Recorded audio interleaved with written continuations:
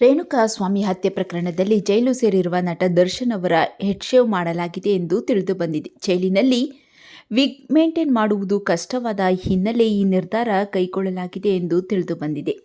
ಇದರಿಂದಾಗಿ ಡೆವಿಲ್ ಈಗ ತಲೈವ ಶಿವಾಜಿ ಲುಕ್ನಲ್ಲಿದ್ದಾರೆ. ನಟ ದರ್ಶನ್ ಅವರಿಗೆ ತಲೆ ಬೋಳಿಸಿದ ವಿಷಯ ತಿಳಿದು ಮಗ ವಿನೀಶ್ ತುಂಬಾನೇ ಕಣ್ಣೀರು ಹಾಕಿದ್ದಾನೆ. ಹಾಗಾದರೆ ದರ್ಶನ್ ಬಗ್ಗೆ ಮಗ ವಿನೀಶ್ ಹೇಳಿದ್ದೇನು ಅದೆಲ್ಲ ಸಂಪೂರ್ಣವಾಗಿ ನೋಡೋಣ ಬನ್ನಿ. ಹೌದು, ಪರಪ್ಪನ ಅಗ್ರಹಾರದಲ್ಲಿ ವಿಚಾರಣಾ ದಿನ ಕೈದಿಯಾಗಿರೋ ನಟ ದರ್ಶನ್ ವಿಗ್ ತೆಗೆದು ಹೆಡ್ ಶೇವ್ ಮಾಡಿಸಲಾಗಿದೆ. ಕೃತಕ ಕೂದಲು ಹಾಗೂ ಮೂಲ ಕೂದಲನ್ನು ಪ್ರತಿ 20 ದಿನಕ್ಕೊಮ್ಮೆ ಚೆಕ್ ಮಾಡಿ ಎರಡನ್ನು ಬ್ಯಾಲೆನ್ಸ್ ಮಾಡಬೇಕು. ಇದು ಜೈಲಿನಲ್ಲಿರುವ ಕಾರಣ ಸಾಧ್ಯವಾಗುವುದಿಲ್ಲ.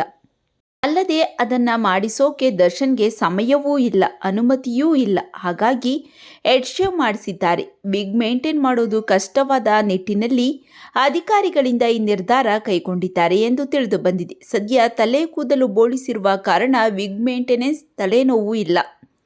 ಜೈಲಿನಲ್ಲಿರುವ ದರ್ಶನ್ ಅವರನ್ನ ನೋಡಲು ಪತ್ನಿ ವಿಜಯಲಕ್ಷ್ಮಿ ಹಾಗೂ ಮಗ ವಿನೀಶ್ ಹೋಗಿದ್ದು, ದರ್ಶನ್ ಅವರನ್ನ ಬೋಳು ತಲೆಯಲ್ಲಿ ನೋಡಿ ಕಣ್ಣೀರು ಹಾಕಿದ್ದಾರೆ ಎನ್ನುವ ಸುದ್ದಿ ಕೇಳಿ ಬಂದಿದೆ. ದರ್ಶನ್ ಅವರನ್ನ ನೋಡಿ, ಅಪ್ಪ ನಾನು ತುಂಬ ಮಿಸ್ ಮಾಡಿಕೊಳ್ಳುತ್ತಿದ್ದೇನೆ, ಯಾವಾಗ ಬರ್ತೀಯಾ, ಎಷ್ಟು ದಿನ ಆಗುತ್ತೆ ಅಂತೆಲ್ಲ ಕೇಳಿದ್ದಾನೆ ಮಗ. ಮಗನ ಗೋಳಾಟ ನೋಡಲಾರದೆ ನಟ ದರ್ಶನ್ ಸಹ ಭಾವುಕರಾಗಿದ್ದಾರೆ. ಆದಷ್ಟು ಬೇಗ ಬರ್ತೀನಿ, ನೀನು ಇದೆಲ್ಲ ತಲೆ ಕೆಡಿಸಿಕೊಳ್ಳಬೇಡ, ಚೆನ್ನಾಗಿ ಓದು ಎನ್ನುವ ಮಾತು ಹೇಳಿದ್ದಾರಂತೆ. ದರ್ಶನ್ ಅವರ ಬಗ್ಗೆ ನಿಮ್ಮ ಅನಿಸಿಕೆಗಳನ್ನು ತಪ್ಪದೇ ಕಾಮೆಂಟ್ ಮಾಡಿ ತಿಳಿಸಿ.